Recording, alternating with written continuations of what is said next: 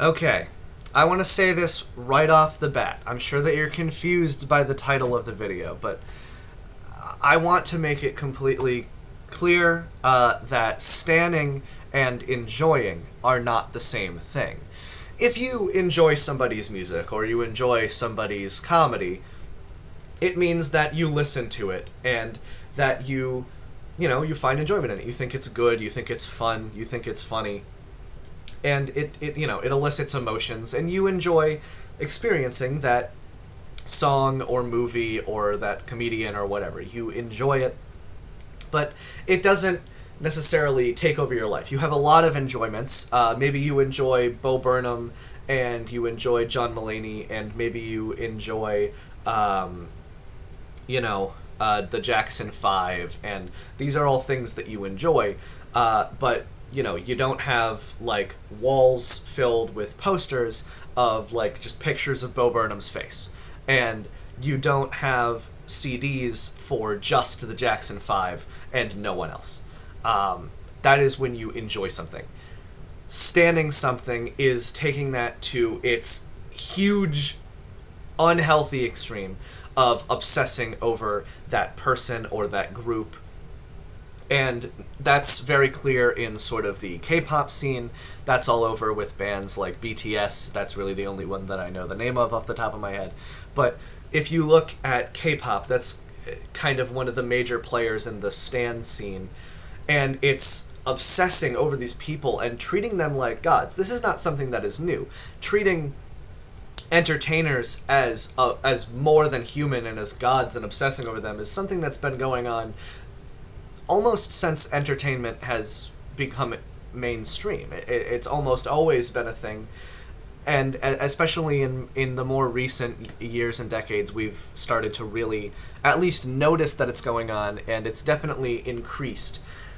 People are doing it with a lot of different people, and it's just super unhealthy. It's unhealthy to do anything in excess, and if you're listening to just one band and obsessing over them, and you have posters of just that band, and you have CDs, and you have MP3s, and you have all these things that are just their music, or you only watch Louis C.K., or you only watch movies that were made by Quentin Tarantino. Like, whatever it is, if there's a person that you obsess over like that, then it's just it can't be healthy regardless of what you're doing, and you shouldn't be doing that. And all of this standing and all of this, this over obsession with all of these people leads to the canceling, as the term has been coined, the canceling of people who would even dare to oppose any part of how you feel. Any sort of critique will set off stance. It will make them automatically go into defense mode, and they will just defend whoever it is they're standing with their life. You could say the tiniest little thing that disagrees with that doesn't align with anything that they believe in, and if it in some way, if you say that X is better than Y, but they like Y better, they will attack you about it, and if X says something that they don't agree with, then Twitter is going to be filled with hashtag X is over party, and it's going to be trending on Twitter. And this happens not just with people, but this happens with companies, this happens with things all the time on Twitter. Literally search up hashtag blank is over party and see, like, just fill in the blank with, like, different creators from, like, YouTube and different companies, and just, like, see how many different, like, over parties there are, how many times people have been canceled, especially recently. And it's just insane. Like, people are doing it, and it's not even just that, like, they're not even just doing it because they want to cancel someone. They're doing it because they want to be angry. People just want to be angry about anything. And so if someone says the tiniest little thing that doesn't agree with how they think, they're going to create this huge deal about it. And it's not even just that. They don't even have to know why they're angry. If other people are angry about something, people won't even look into it to figure out why we're angry. They're just like, oh, we're angry? Let's all be angry. And if you think that that's an over-exaggeration, then look at what happened with Curtis Connor, like, this week, or, like, very recently. There was a very recent thing where... So, at the beginning of Curtis Connor's videos, he has the same kind of intro where he does this extra greeting thing that's like, it's like a little inside joke that he has. And one of the videos, he forgot to do the extra greeting, he didn't put it in the video, and then so on Twitter he made like a fake response to that, and basically sort of made like a fake kind of thing, and it turned into like a fake Curtis Connor's over party. Hashtag Curtis Connor's over party became like a trending thing on Twitter, but it was started as entirely a joke, because it was literally just about him forgetting to put the extra greeting into one of his videos. You know, it's all just one big joke. But people saw hashtag Curtis Connor's over party trending on Twitter and didn't even look into the original tweet, didn't even look into the video, looked into nothing about it. And they just started tweeting their own things. Some people were, you know, smart enough to ask questions, but some people were just like, oh man, I can't believe I have to hate Curtis Connor now. And people were hating Curtis Connor, and you can look at all the tweets that happened, and there were a lot of them.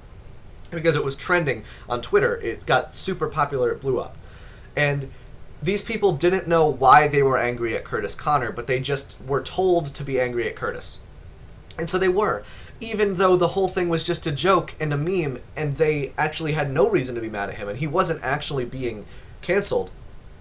But because they saw hashtag Curtis Connor's over party, they automatically just jumped on the opportunity to cancel someone. That could have been replaced with anybody. It doesn't matter. People see hashtag someone is over party, and that someone, they just want to be angry at someone. So whatever, it doesn't matter who it is. It could be John Mulaney. It could be frickin' Stephen Colbert.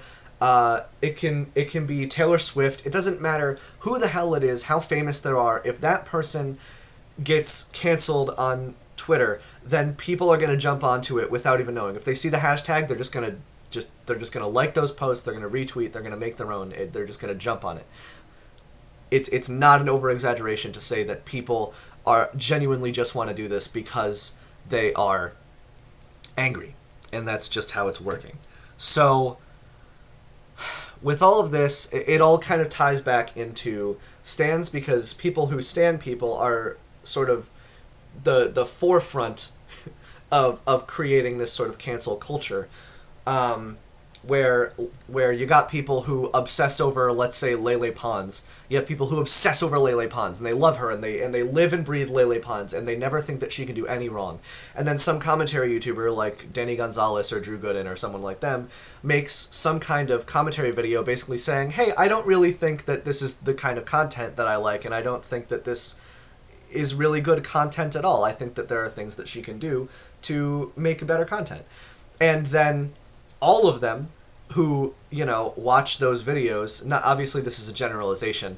I want to make it clear that when I say all of them, I do not mean all of them, but I'm just generalizing that a large portion of these people who watch her videos and stan her and obsess over her are then going to flood the YouTube comments sections, and they're going to flood Twitter, and they're going to start canceling Danny Gonzalez, Drew Gooden, any other sort of commentary YouTuber. I'm just using them as examples. And it happens all the time, and it will probably always happen because people so desperately want to be angry at people for any reason at all that it doesn't even matter if the points that they're making are valid. If it gives them a reason to be angry, they're going to be angry, and they're going to cancel you or whoever it is. They're going to do it, and there's nothing you can do to stop them because they won't even listen to reason, because deep down they know that the person is making good points. They know that they're just regular criticisms that would, you know, that are helping the person grow as a creator, but they don't care about that because they just want to be angry because they like what the person does, so they don't like the idea that they're being criticized. They want them to grow on their own and sort of keep making this content and everything. They don't want the person that they love and obsess over to be attacked, because they're obsessing over them and living vicariously through them. An attack on them, which is not even an attack, but something that they view to be an attack on them, suddenly becomes an attack on themselves. So if they're a stan of Lele Pons, for example, and then a commentary YouTuber says that they don't like Lele Pons, the stan no longer thinks, oh, this person just said something bad about Lele. No, they think this person just said something bad about me, and they take it personally because they obsess over her and like live their life as close to hers as they can, and they completely obsess over that kind of lifestyle and those kind of videos, and it's insane, and do not do that. So, to sort of wrap this video up, what are the do's and don'ts of stan culture, and why should you not stan? What's wrong with it? So, obviously, we've already kind of just gone over like the don'ts of stan, but I'll make it a bit more succinct.